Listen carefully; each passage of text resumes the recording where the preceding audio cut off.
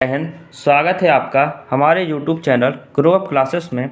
आज हम पढ़ेंगे कक्षा 6 की गणित का अध्याय 1 अपनी संख्याओं की जानकारी।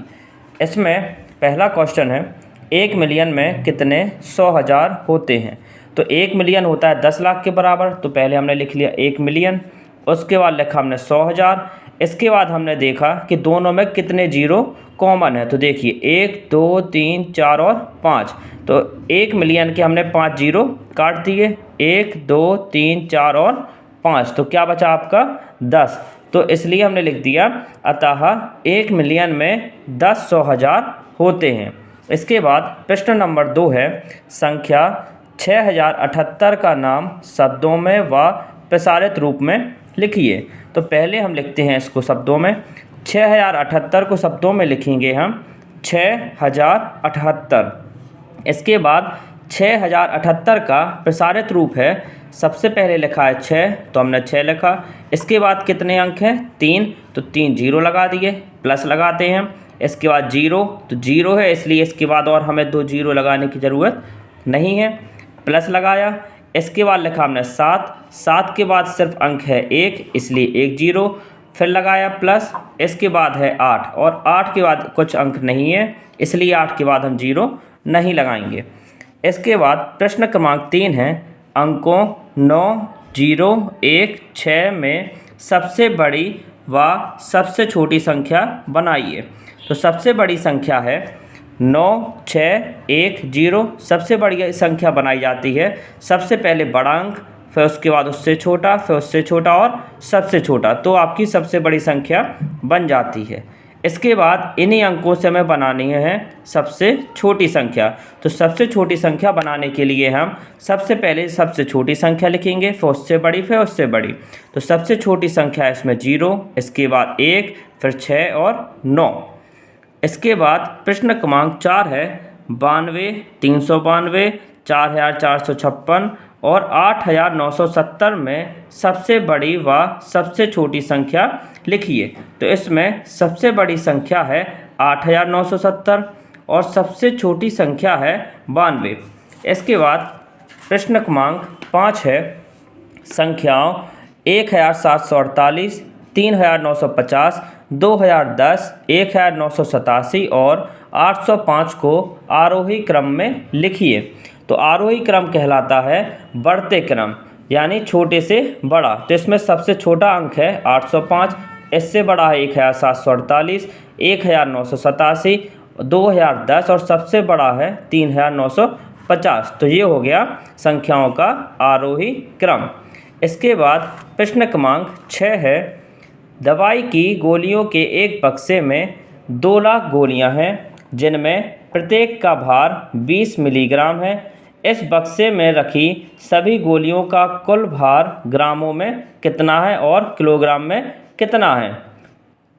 तो पहले हम देखते हैं यहाँ पर एक गोली का भार, प्रत्येक का मतलब होता है कि एक गोली का भार है 20 मिलीग्राम, इसलिए 2 लाख गोलियों का भार। तो 2 लाख गोलियों का भार निकालने के लिए हम इसमें 20 का गुणा कर देंगे तो आ जाएगा ये इकाई, दहाई, सैकड़ा, हज़ार, 10,000, लाख और 10 लाख, यानी 40,000 40 लाख मिलीग्राम। इसके बाद प्रश्न कहता है कि हमें उत्तर चाहिए है ग्राम में और किलोग्राम में। तो पहले हम इसे ग्राम में हल करते हैं। हमें पता है कि 1 ग्राम में होता है 1000 मिलीग्राम। तो मिलीग्राम से ग्राम में बदलने के लिए 1000 का भाग दे देंगे हम, तो आंसर आ जाएगा हमारा 4000 ग्राम। इसके बाद हम बदलते हैं किलोग्राम में। तो 1 किलोग्राम में होते हैं 1000 ग्राम। तो ग्राम से किलोग्राम में बदलने के लिए फिर से 1000 का भाग दे दिया जाएगा। तो 4000 में 1000 का भाग देंगे तो बचेगा 4 किलोग्राम। इसके बाद प्रश्न क्रमांक 7 है वर्ष 2001 में किसी शहर की जनसंख्या 3,75,815 थी।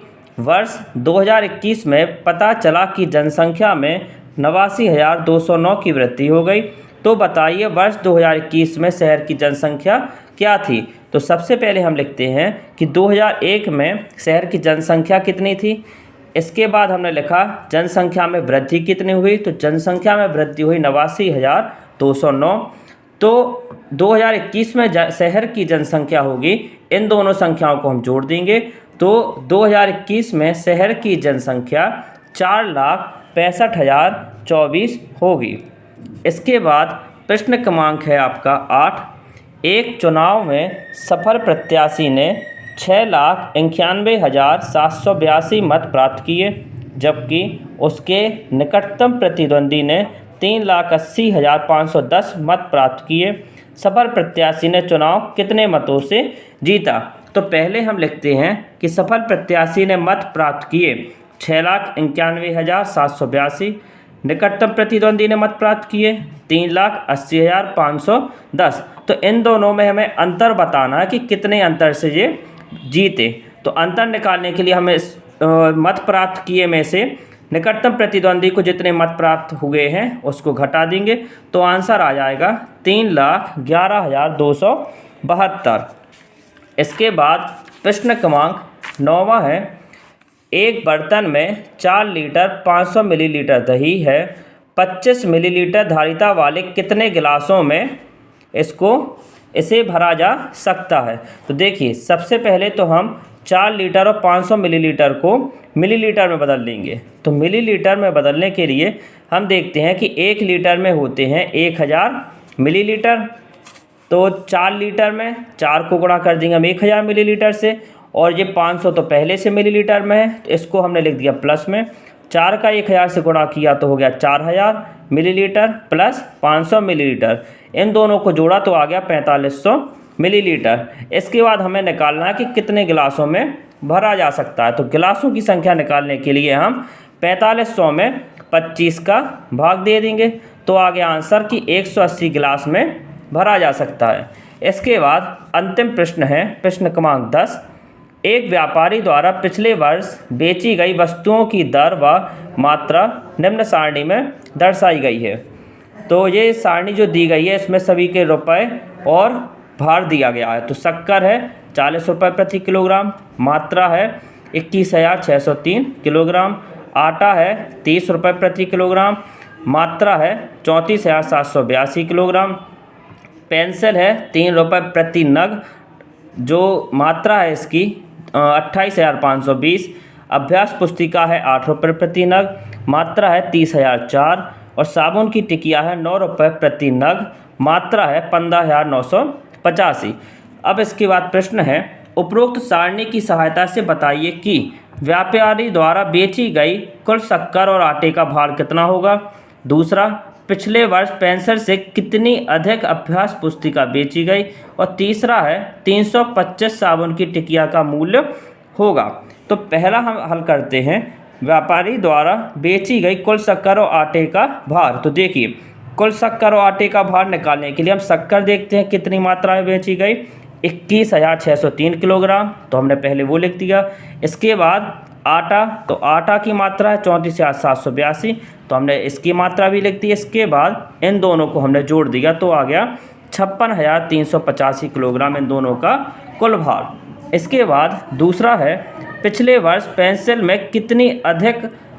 से कितनी अधिक अभ्यास पुस्तिका बेची गई। तो देखिए, पेंसिल बेची गई थी पिछले वर्ष, यहाँ पर देखते हैं पहले हम कि अभ्यास पुस्तिका बेची गई थी 30,004 और पेंसिल बेची गई थी 28,520। तो हमने 30,004 में से 28,520 घटा दिया तो आ गया कि 1,484, जो प्रश्न में पूछा गया था कि पिछले वर्ष पेंसिल से कितनी अधिक अभ्यास पुस्तिका बेची गई, तो हम लिख देंगे कि पिछले वर्ष 1,484 अभ्यास पुस्तिका अधिक बेची गई। इसके बाद तीसरा है, 325 साबुन की टिकिया का मूल्य क्या होगा। तो पहले हम लिखते हैं कि एक साबुन की टिकिया का मूल्य यहाँ पर दिया गया है, एक नग यानी एक साबुन है 9 रुपये का, तो हमने लिखा एक साबुन का मूल्य 9 रुपये।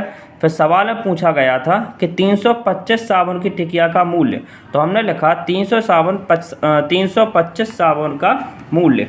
देखिए, जब भी एक का दिया गया हो और अधिक का निकालना हो तो हमेशा गुणा किया जाता है। तो यहाँ पर एक साबुन का मूल्य दिया गया, 325 का निकालना है, तो हमने इन दोनों का कर दिया है गुणा, तो आंसर आ गया 2,925 रुपये। तो आज हमने पढ़ा 8th ग्रेड अभ्यास पुस्तिका कक्षा 6 का अध्याय 1। यदि वीडियो अच्छा लगा हो तो वीडियो को लाइक और सब्सक्राइब ज़रूर करें। जय हिंद।